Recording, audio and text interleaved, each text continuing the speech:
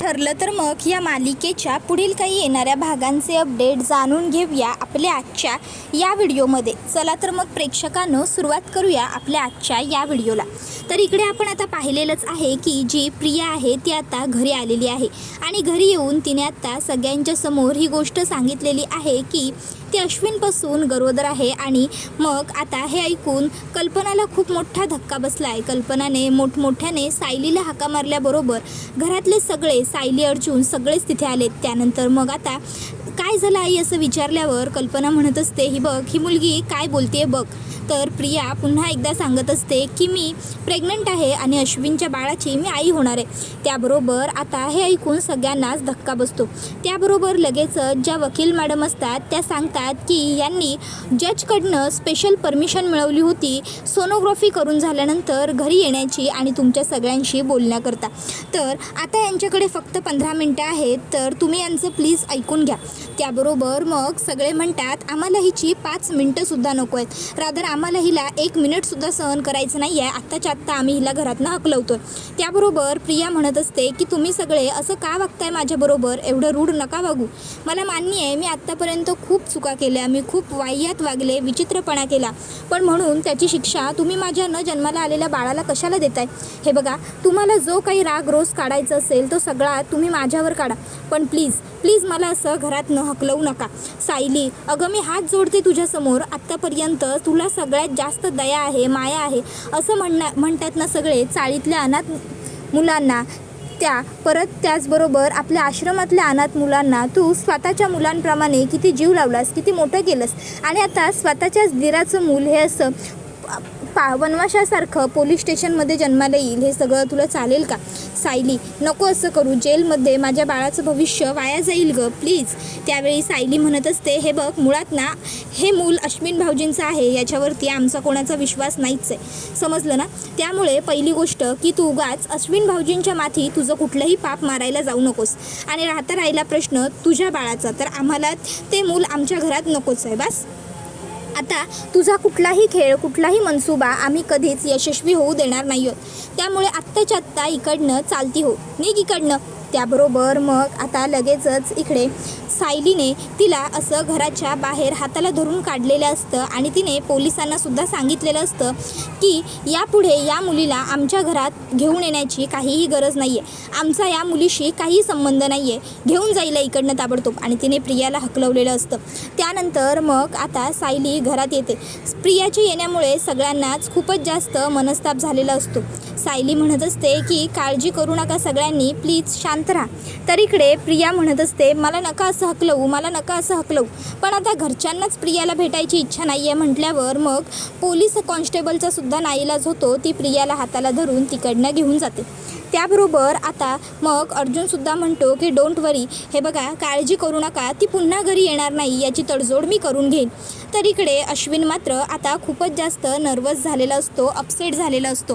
तो म्हणत असतो की खरं तर या सगळ्याला दोषीदार मीच आहे, हे सगळं जे घडतंय ना ते माझ्यामुळेच घडतंय।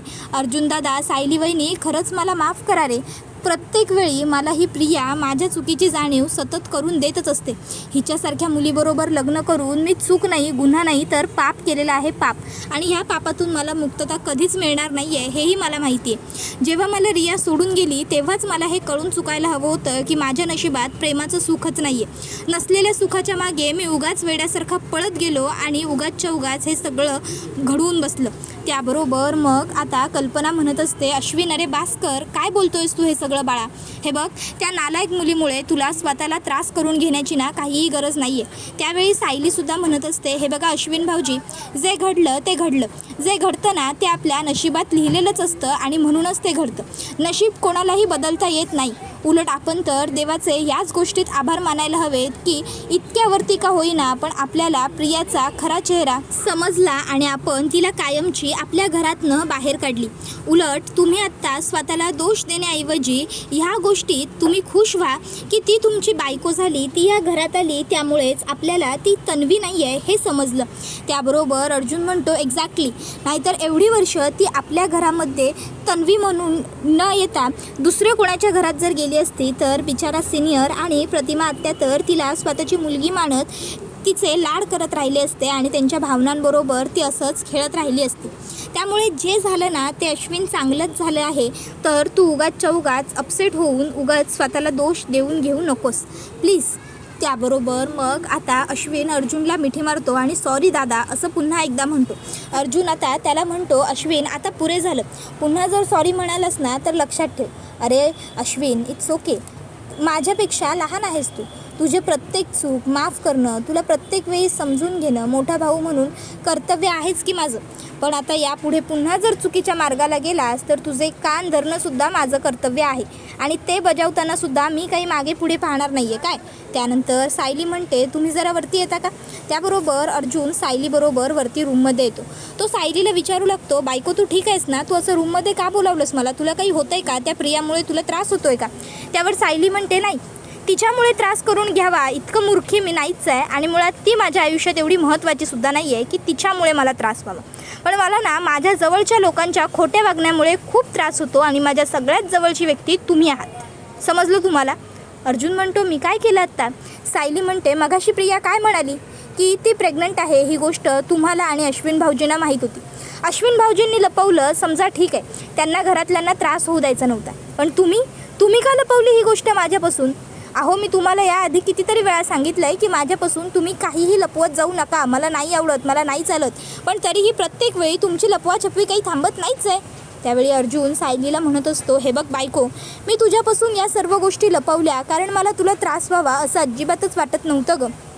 अगं त्या प्रियामुळे पुन्हा तुला मनस्ताप झाला असता, तुझा संताप झाला असता आणि ते सगळं नको, ते सगळं टाळता यावं म्हणूनच मी हे सगळं केलं. आय नो माझं चुकलं, पण त्याशिवाय अश्विनने सुद्धा माझ्याकडून शब्द घेतला होता.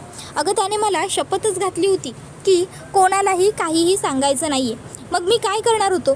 त्यावेळी सायली म्हणते, अहो पण म्हणून तुम्ही माझ्यापासून पण सर्व गोष्टी लपवलात. तुम्हाला असं नाही वाटलं की जेव्हा सायलीला हे सगळं समजेल तेव्हा तिला काय वाटेल, तिला केवढा मोठा धक्का बसेल. त्यावर अर्जुन म्हणतो, बायको प्लीज सॉरी, पण आता तू पॅनिक नको ना होऊस, नाहीतर तुलाच काहीतरी त्रास व्हायचा.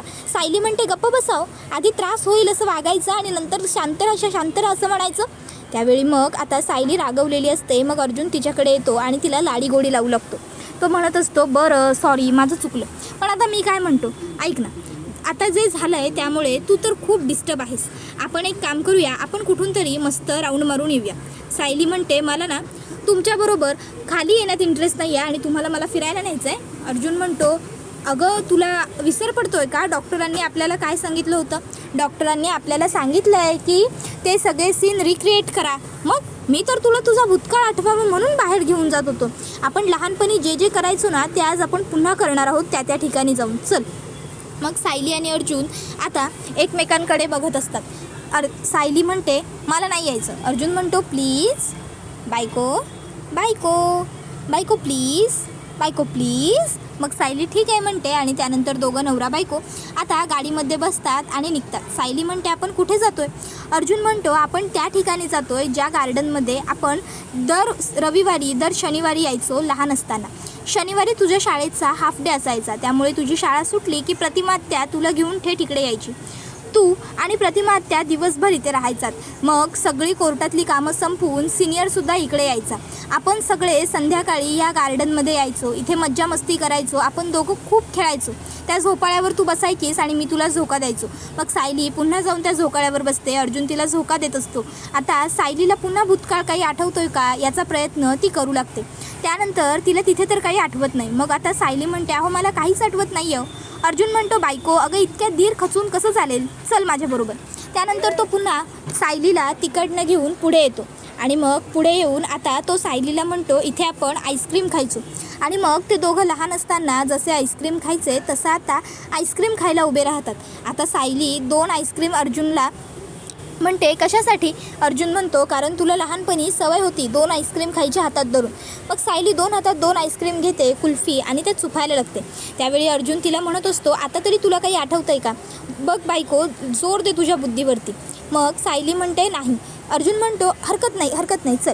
त्याच्यानंतर मग तो तिला मकेवाल्याकडे घेऊन येतो आणि त्याला 2 मके भाजून द्यायला सांगतो. सायली म्हणते, मके. त्यावर अर्जुन म्हणतो, हो, लहान असताना तुला मका खूप आवडायचा म्हणून हे मके.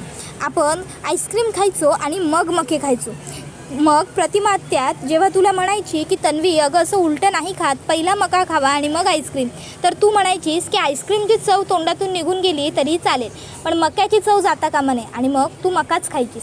त्याबरोबर मग आता अर्जुन सायलीला म्हणतो खा मका खा, कदाचित तुला आता काहीतरी आठवेल. मग सायली मका खायला सुरुवात करते. आता मका खात असताना मग मात्र सायलीला आता हळूहळू भूतकाळाची जाणीव व्हायला लागते. तिला भूतकाळ आठवू लागतो. मग ती अर्जुनला सांगते अहो हळूहळू मला ना काही गोष्टी क्लिअर व्हायला लागल्यात. अर्जुन म्हणतो काळजी करू नकोस, अशाच हळूहळू तुला सर्व गोष्टी क्लिअर होतील. सायली सांगते इथे मी फक्त आपण सगळे यायचो तेव्हाच नाही मका खायचे, तर इथे मी आईबरोबर यायचे आणि सुद्धा मका खायचे, मला मकाची इच्छा झाली की. अर्जुन म्हणतो बघ आठवत आहे ना तुला हळूहळू. सायली असंच तुला थोडं थोडं सगळं आठवेल. इतक्यात अर्जुनला पोलीस स्टेशनमधून फोन येतो की त्या वॉचमनला बोलवलेलं आहे आणि स्केच आर्टिस्टला सुद्धा. मग अर्जुन सायलीला सांगतो बायको आता मला जायला हवं, आता मी थांबत नाही, कारण आता मला जाणं गरजेचं आहे. पोलीस स्टेशनमध्ये तो वॉचमन सगळं खरं सांगायला तयार झाला आहे. आता मधुभाऊंच्या त्या आतल्या ICUमध्ये कोण गेलं होतं त्याचा आम्ही स्केच करून घेणार आहोत. मग आता अर्जुन सायलीला घरी सोडतो आणि तिकडनं इकडे येतो. तर आता त्यावेळी त्या वॉचमनला खूप कुणीतरी मारलेला असतो. तो वॉचमनला विचारलं जातं की तुला कुणी मारलं, काय झालं हे सगळं. त्यावर मग तो आता सचिनचं नाव घेतो. तो सांगतो की सचिन नावाच्या एका व्यक्तीने मला मारलेलं आहे हे एवढं सगळं, त्याने पार मला काळा निळा पडेपर्यंत मी सुजेपर्यंत मारलं आहे. आता हे ऐकून मग अर्जुनला पुन्हा सचिनवरती शंका येते. याचा अर्थ या सगळ्याच्या मागे कुठेतरी जाऊन सचिनच असेल का. सचिनने याला इतका मारला आहे म्हणजे नक्कीच यामागे सचिन आहे. त्यावेळी आता मग अर्जुन त्याला म्हणतो पुढे तो काय म्हणाला. त्यावर तो सांगत असतो की काहीच म्हणाला नाही, आमच्या विरोधात जाणार का, आमच्या विरोधात जाणार का, एवढंच बोलून फक्त मारत होता. मी का मारतोय विचारलं पण त्याने मला काहीही सांगितलं नाही. साहेब मला खूप त्रास होतोय, मला खूप दुखतंय हो. पण अर्जुन आता गप्पच बसतो. तर दुसऱ्या बाजूला इकडे आता प्रियाला जेलमध्ये पश्चाताप होत असतो. स्वतःचीच तिची चिडचिड होत असते.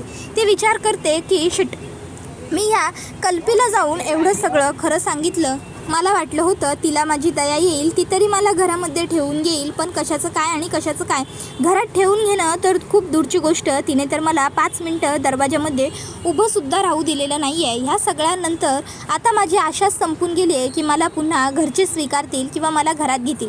पण मला अशी आशा हरून चालणार नाही. मला सतत माझे प्रयत्न सुरू ठेवावेच लागतील. मला काहीतरी करत राहावंच लागेल. पण काय करू असा विचार आता प्रियाच्या डोक्यात सुरू असतो. प्रिया विचार करते की आता जरी मला कल्पीने घरात घेतलं नसलं तरीसुद्धा कमीत कमी कल्पी आता विचारात तरी पडली असेल काय करू आणि काय नको अशा. देवा आत्तापर्यंत तू मला कधीही साथ दिलेली नाहीस. आत्तापर्यंत तू कायमच त्या सायलीच्या गटात होतास, पण कमीत कमी यावेळी तरी माझी साथ दे बाबा. यावेळी मला तुझ्या सपोर्टची खूपच जास्त गरज आहे.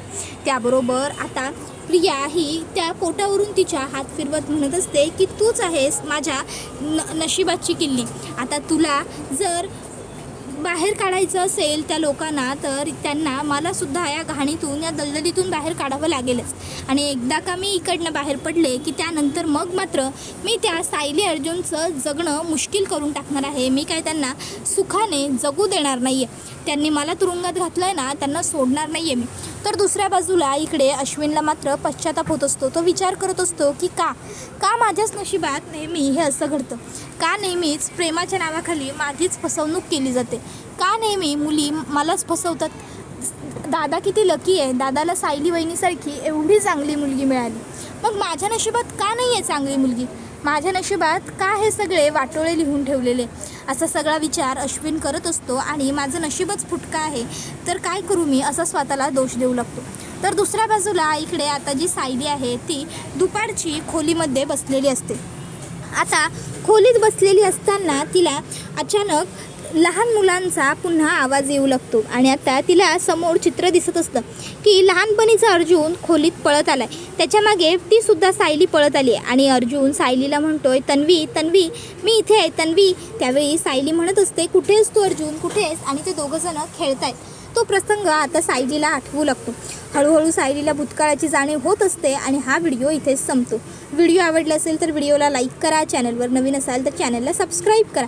आता सायली हीच खरी तन्वी आहे हे गुपित कधी सगळ्या घरच्यांच्या समोर येणार ते जाणून घेण्यासाठी आजच आपल्या चॅनलला सबस्क्राईब करून बेल आयकॉन प्रेस करा. पुढचा व्हिडिओ येईपर्यंत टाटा बाय बाय, धन्यवाद, take care all of you.